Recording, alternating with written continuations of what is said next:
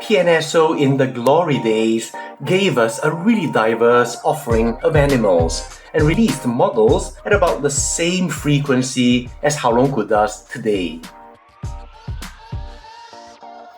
One I don't think I've reviewed was their earlier Spinops. In their raw aesthetic, you already see elements of greatness in the form, the sculpted detail, and my favorite, the very muted and even muddy blends of green.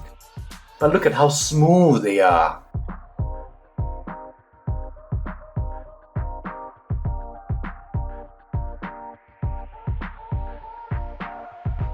You see here the keratinous bits.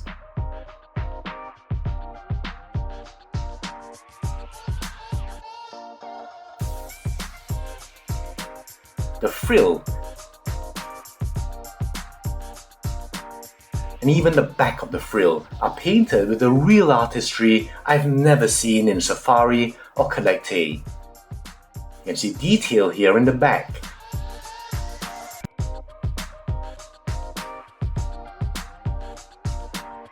And even the underbelly.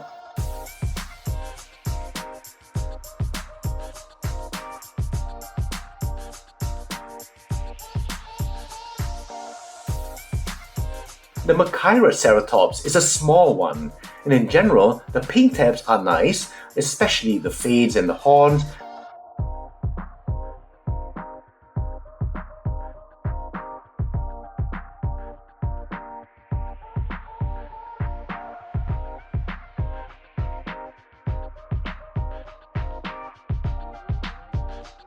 And the rostral area.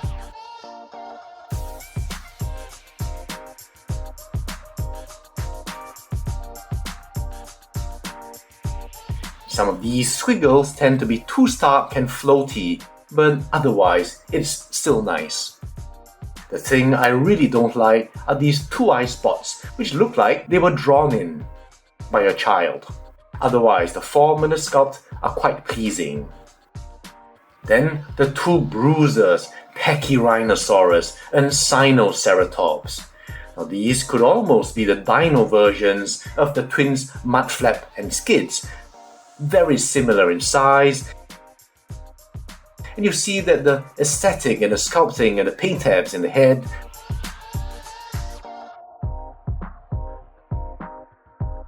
and body are very similar.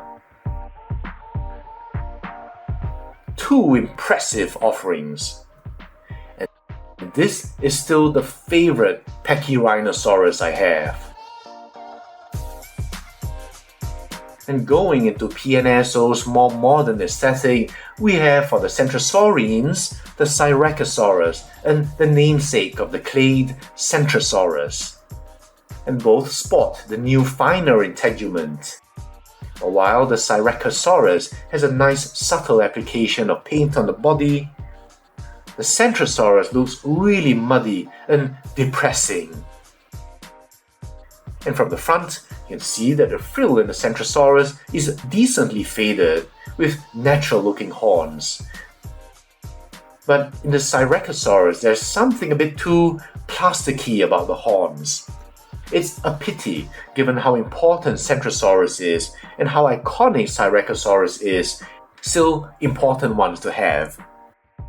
And as for the chasmosaurines, we have Doyle, the Triceratops, and Aubrey, the Torosaurus. And both are the biggest Ceratopsians from the current line I have, and as you can see, they're impressive, very lifelike, and well sculpted.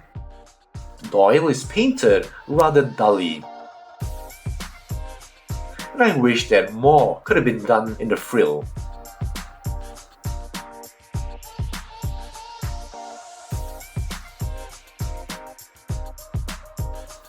But little details like the textured rings at the base of the orbital horns,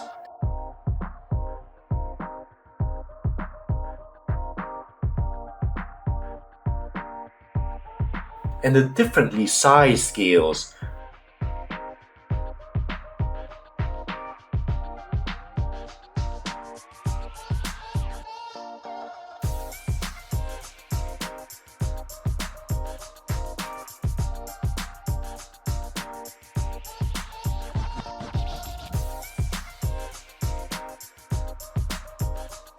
not to mention the musculature and just the proportions, make these some of the best that I have. Aubrey even comes with a baby. And Doyle a skull. And this, I think, is the kind of extra that people really want in an expensive museum-line model.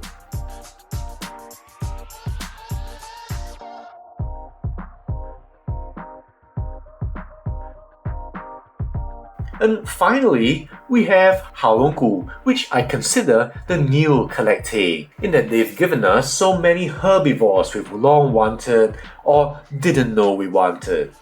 And at the rate it's going, I predict that most of my best Ceratopsians will eventually come from Haolonggood. Now, most come in 2 color variants, but I only keep the one I prefer on the shelf and donate the other to a children's charity or keep it in storage.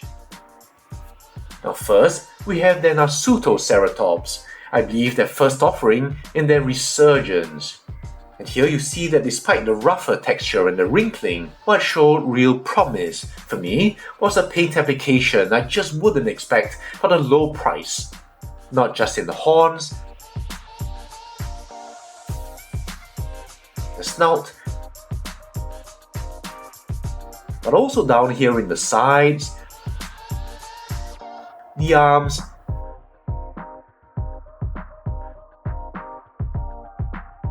and the tail.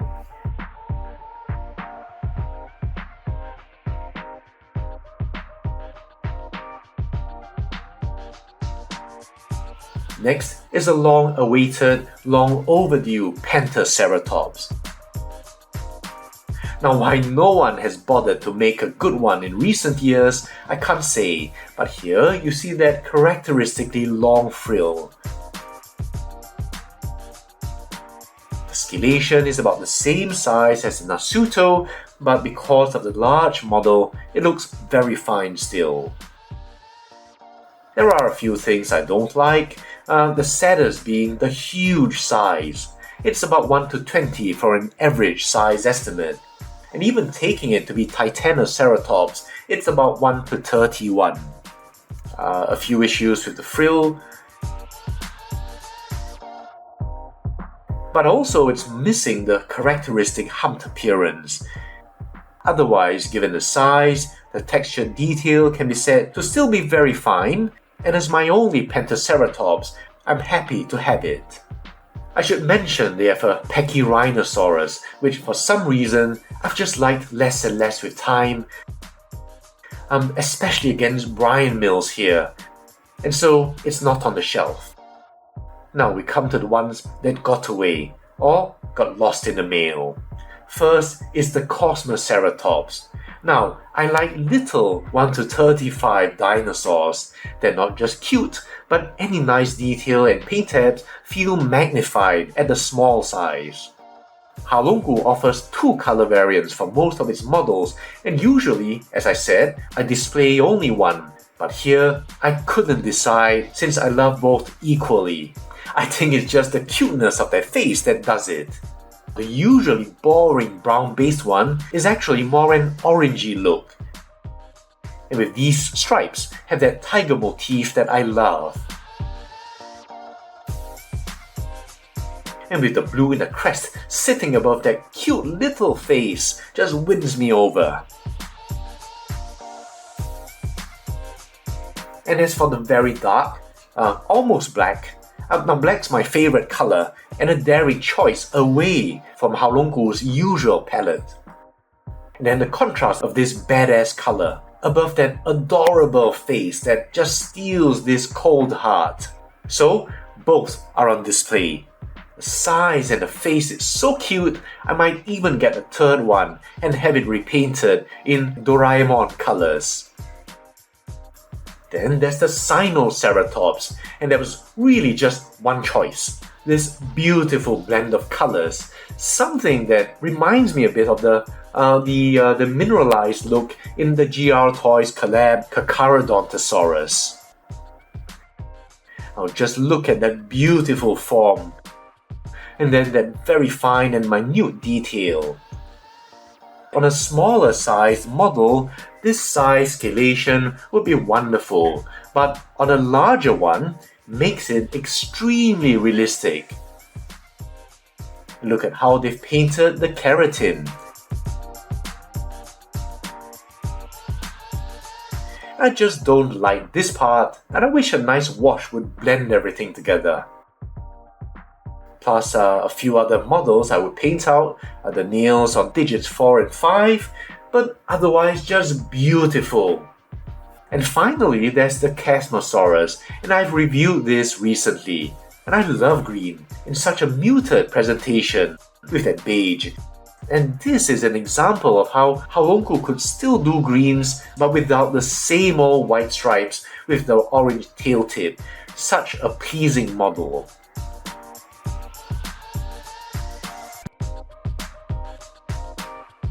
And so that's it for most of my Ceratopsians.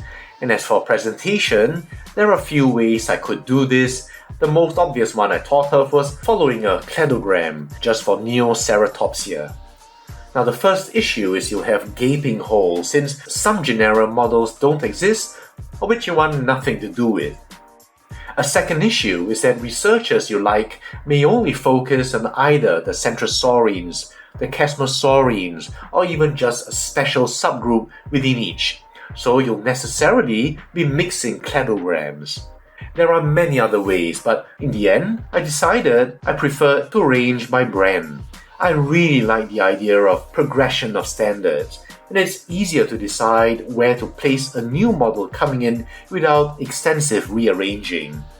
So that's it for a not-so-brief look at my mass-produced Ceratopsians. Now, meanwhile, I'd love to hear about your own experiences and stories with your collection.